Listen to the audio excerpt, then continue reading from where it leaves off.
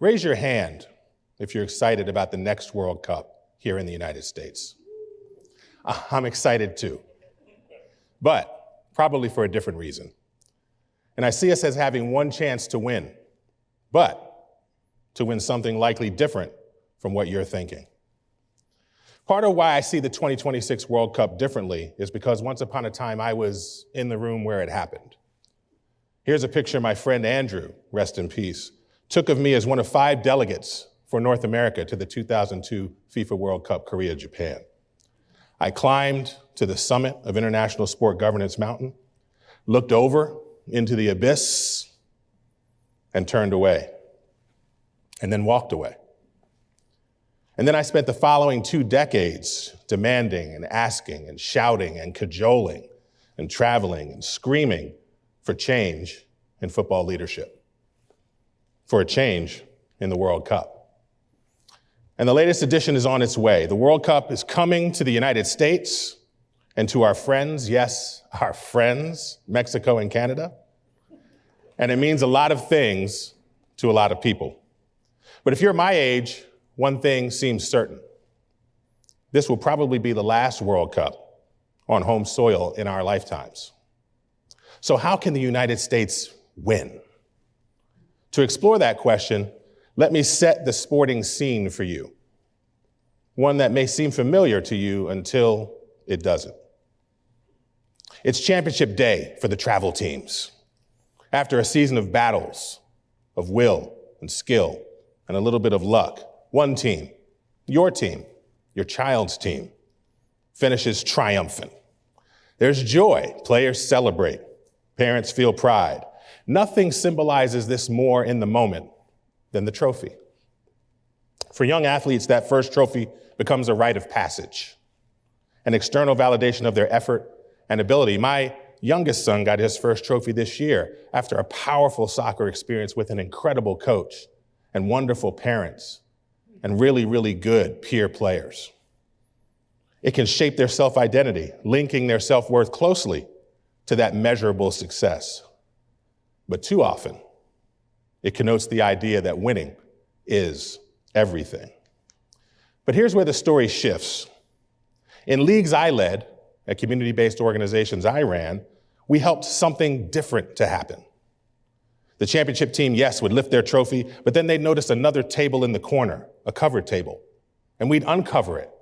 And on that table were trophies twice the size of the championship trophy. Murmurs, confusion, questions. Well, who were those for?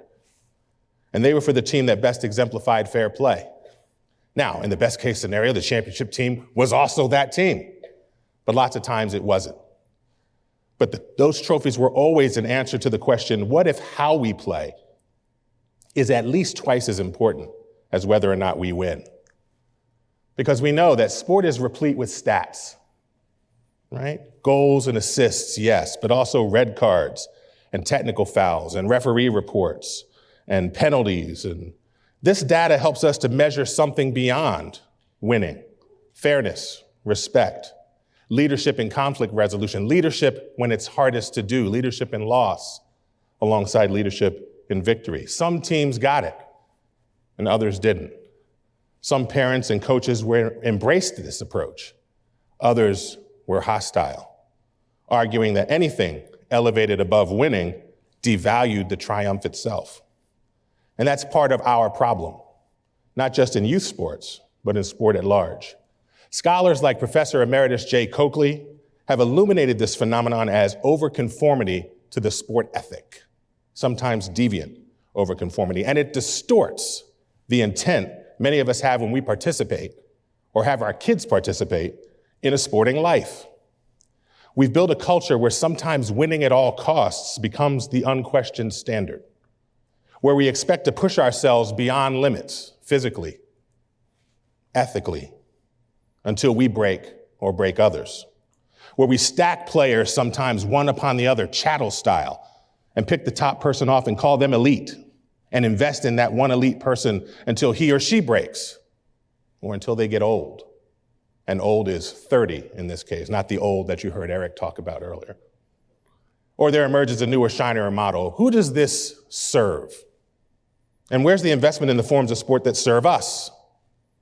This distortion of sport doesn't just show itself at the grassroots level where we play, but at that highest level of world football governance I talked about earlier. Now, at first glance, FIFA, the world governing body of soccer, seems like a shining example of democracy. You know, you may not know this, but there are more nations in FIFA than there are in the United Nations. 5 out of every 8 people on the planet watched the last World Cup, and 6 out of every 8 will watch the next one. Yet the closer you get to the governance, the more anti-democratic it becomes. 6 billion people engaged on one end, and a few dozen people making all the decisions at the other. In CONCACAF, the governing body for us, the governing body of North and Central American and Caribbean Association football, I worked at an organization where power across those 40 nations was concentrated in so few hands. The same is true across U.S. soccer, where decisions that affect millions of players and coaches and fans are made by a small, insular group, people who ascend through power through questionable means and often with little accountability to the broader soccer community. I mean, think about the last time you voted for your national soccer leadership, or your state soccer leadership, or your regional soccer leadership, or your local soccer leadership. Raise your hand if the answer is, for all of those, never. What does this distortion, this anti-democratic practice, which is what it is, what does it lead to? Well, you know as well as I do, it leads to corruption. Not only theft and criminality, but financial mismanagement, loss of public trust and supporter engagement, unequal competition and match fixing in some cases, but harm to athletes and player welfare as well. Ultimately, it leads to legal consequences, and in the worst case scenarios, institutional collapse. Let me give you some exclusive and unique examples. My boss, the general secretary, uses CONCACAF money in this check to fund his private enterprise, and the CONCACAF treasurer signs off on it. Who's the CONCACAF treasurer? The general secretary, right? And you say, well, Mel, maybe that's one-off. One sample is bad statistics. And I'll say, that's great. Here's another one at twice the price. And that may force you to ask, well, what is this multi-sport that you see up here that CONCACAF is funding? Well, multi-sport partnered to create and fund GIG, Global Interactive Gaming, which my boss also partly owned, which helped people bet on sport in nations where you could do so right across your television set. So my boss spent CONCACAF money to make money off of people betting money on the sport he was supposed to govern. A conflict of interest at best, and malfeasant and criminal at worst. And just in case you missed the point, here's another check that he just wrote to himself for $5,000 just because he could. Whose money is this? Well, fundamentally, it's your money. It's my money. It's our money. At the highest level, sport thrives on an economic engine fueled by your attention. Advertisers and sponsors aren't just investing in the game, they're betting that your engagement, your eyeballs, will lead to the use of your wallet and your spending. Every moment we dedicate to the sport has value, and brands pay for that because they expect a return. But what about us? Where's our return? What can we truly gain from the billions that have been poured into sport? Can our children step outside this transactional cycle entirely? Can we reclaim sport as something more than a commodity to be bought and sold? In the end, we have to ask, what is this all really for? To understand what 2026, what a World Cup in the semi-quincentennial could mean for us, it's important to go back to just after the bicentennial in this country. In 1978, President Jimmy Carter, rest in peace, signed the Amateur Sports Act. And yes, it gave us the U.S. Olympic Committee and the U.S. Paralympic Committee as the national determinative governing bodies of sport in this country. And it created space for bodies like U.S. Soccer. But this law should have enshrined the principle that every American has a fundamental right to play, to participate in sport, and to access it.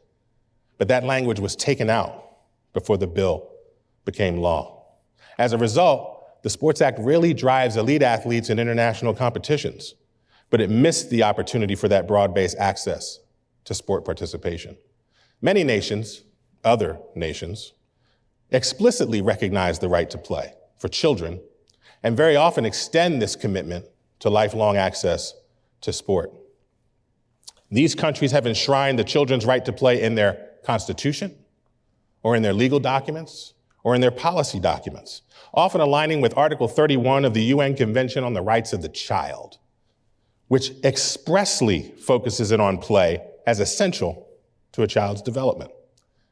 These nations often have state-funded access to ensure that there are no financial barriers to participation, because we know, even though we don't often say it to each other as neighbors, that the truth is that once you place a price on access, there's a group of people somewhere who cannot meet that price, who will never be able to meet that price, and who are left out.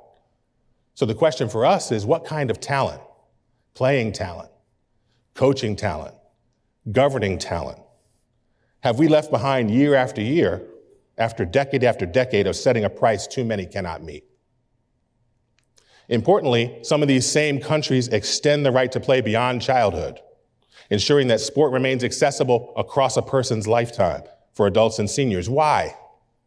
Because we also know that lifelong access to sport fosters physical health, mental well-being, and social connection, empowering individuals of all ages to lead healthier, more engaged lives.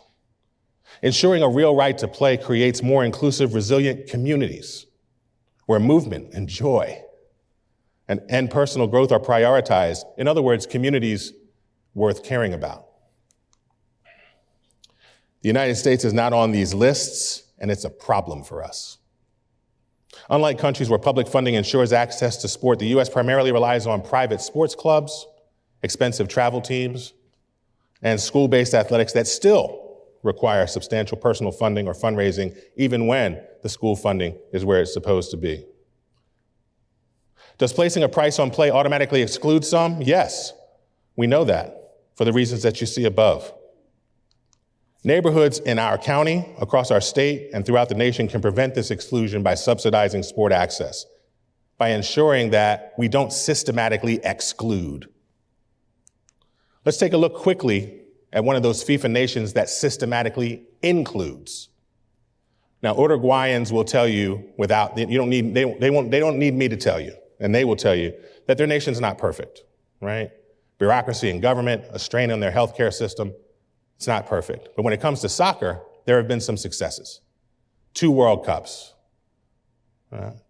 2 Olympic gold medals, 15 Copa America wins, right? All from a nation with 3.5 million people, 50% of the DC metro area, right? Super successful. How?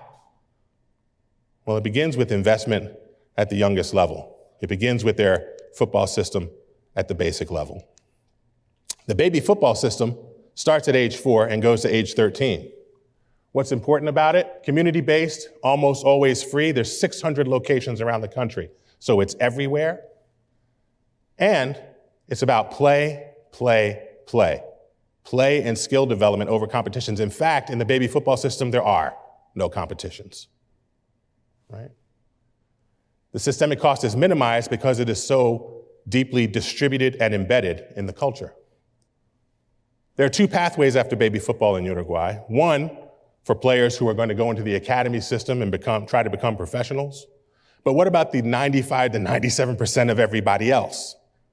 Well, the other system is fully funded as well, right?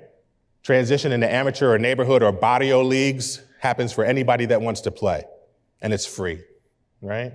Or nearly free, right? And you get to play across your entire athletic life. And even when you get older, there are veterans leagues or veteranos leagues that allow you to play well into older age. What does this mean? Well, fundamentally, it means one thing: lifelong play as a part of culture, as a part of ways of life, from 7 to 97, from 4 to 104. When you compare that to our pay-to-play model and the success 3.5 million people have had versus the successes or lack thereof of 340 million people, our model has to be challenged and it has to be changed. Even if your focus is on just elite outcomes, making football free and focusing on merit-based access, right? What does that mean? The best players, not just the richest, not just the most well-resourced, not just the most connected, gain access and opportunities to play is a way to go. So what can we learn? Well, if I leave you with one idea, it's this. If the U.S. wants to win, if it hopes to match the talent production of these other nations, we have to abolish pay to play. We have to eliminate those financial barriers. Well, you might ask, who's doing it? Right here in this country, you have organizations like FC Harlem, which are doing it right now. Founded in 1991 with a focus on contrasting between themselves and elite pay-to-play clubs. This is an organization focused on disadvantaged youth in inner cities and giving them access. When we compare Harlem FC to that pay-to-play model, we find that the pay-to-play model is found wanting $2,000, $5,000, $10,000, $20,000 a year in club fees, travel expenses, and tournaments.